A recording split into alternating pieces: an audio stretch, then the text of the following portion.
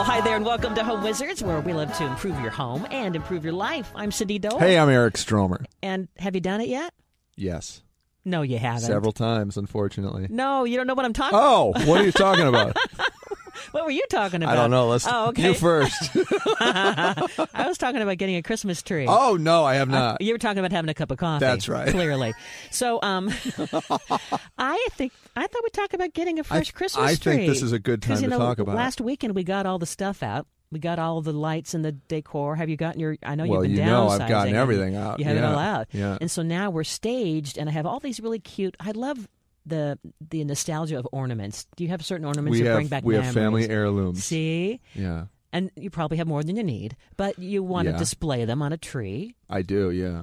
And I'll tell you, there are things that I look at and I remember the time when I would sit behind the tree as a kid, right? I would crawl underneath and I'd look back toward the house, from the corner of the room essentially, and peer through the lights. Me too. I would do that for hours. I'd have a hot chocolate and a couple of comic books, and it was really. It got to the point where it was actually now you really do have to come out of there. But I just love sitting there watching the lights. Well, it was like a fort. Yeah, exactly. And you're watching the magic of the lights. That's exactly. And right. for me, growing up, we had those bubble lights. Oh yeah. Did you ever have the bubble lights? I didn't. I had the little tiny ones. Yeah. And so, that was like a special thing, was to get the bubble lights, and they've made a comeback. I mean, all these different lights. I see that. Yeah, and it's in fashion. They heat up and they go. Brrr. But anyway, let's talk about getting the tree to display these things. How do you shop for a Christmas tree? And we've learned, right, that just like getting a pumpkin, the clock has already started ticking. The trees that you see in the lots right now will not get any younger.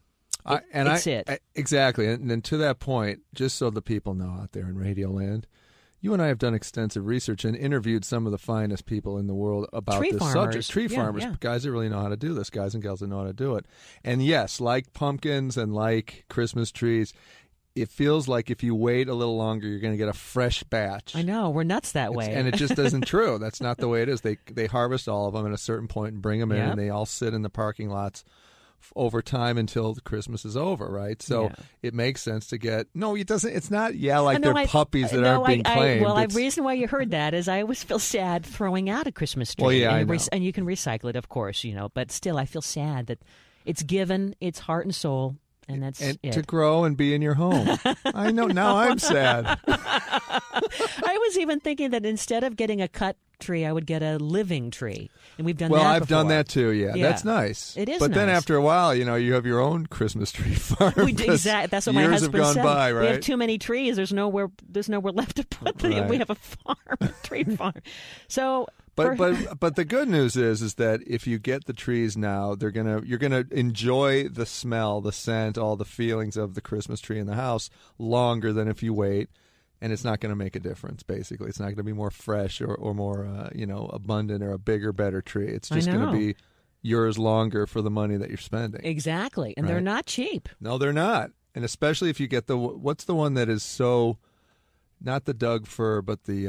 the most popular, I mean, they have all different kinds. I mean, there's the Fraser fir. That's the voted number one. That's the one, yeah. And it has like this, some say it's that balsam fir species, and it has excellent needle retention. And it's got the smell that you go crazy for. Yeah, and it's fluffy, it has those dark green needles, and it ships well. But the Fraser fir is like one of the most popular. Right up next to it is the Douglas fir. Right. That is also kind of a cone shape. But the Fraser fir is the one where it's like Christmas trees, an 8-footer is $50, and then the Fraser is $1,800. It's like, what? Really? But it is a different look and feel, and it does smell better longer than the Doug fir does. And I was at the one of the local hardware stores thinking, well, maybe I'll just get like a baby tree. They have these cute little living baby trees. In fact, one is made out of rosemary. Talk about fragrant. Oh, yeah? And you could put that in your kitchen or, kind of have another area where you're decorating for the holidays. But I thought, well, there's kind of hard. You can't really put ornaments on it. I mean, there's not much weight to it. I mean, the ornaments would be too heavy for the branches. Right. But it is very fragrant. And it was standing maybe about 2 feet tall in a container. Yeah. $25.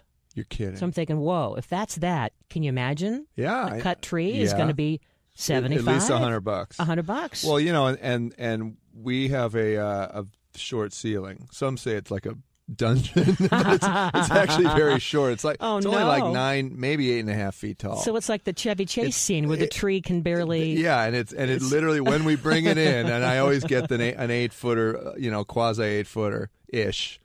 And when I get it in, invariably it's scraping a big line down the ceiling, and I've got to go back in and touch up the ceiling in one certain area. So you have to trim off the top so the angel can go on top, or the star. Well, usually what I do is I put it slightly in front, and then I as a good carpenter would do, a contractor would do, I duct tape the angel to the tree on the top. Yeah, integrate the silver duct tape. That almost sounds like it's not a happy angel to be duct taped. I think again, it's like a bondage angel. I know. Yeah. So when you're shopping for the tree, I mean, we've learned over the years. I mean, when you're buying, truly, sooner the better, because it's drying on the lot. It's not getting younger, and in fact, you're going to nurture it more than many of the lots will. If you notice when you're driving around in your community, some of them are just sitting out there with the wind, and it's getting dried out and evaporated, and it needs to be in water. That's some right. lots are better than others, and they will water them. Right, and think about it too. A lot of the lots are on parking lot blacktop. So if it is a sunny day, those lots do get a little hotter and warmer. And if they're not in a tent and they're out in the open, they're going to dry out. You know what it is? Quickly. It's tree cruelty. It's almost like a killing field of Christmas trees, right? It's terrible. You can almost hear them weeping They're as you're crying. driving. The sap is flowing. I know. But it is.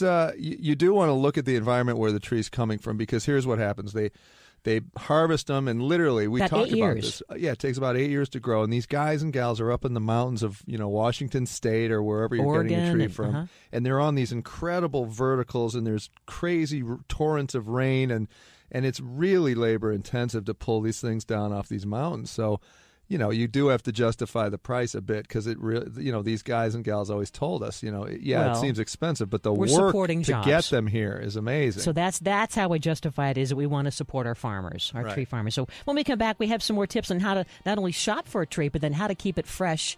Do you put bleach in the water? Do you put aspirin? Do you put soda? We have the answers. We got it. Eric Stromer, Cindy Dole. You're listening to Home Wizards. And by the way, check out our website at yourhomewizards.com. Looks real jolly if you turn it round. It's brown, it's Charlie's chopping down.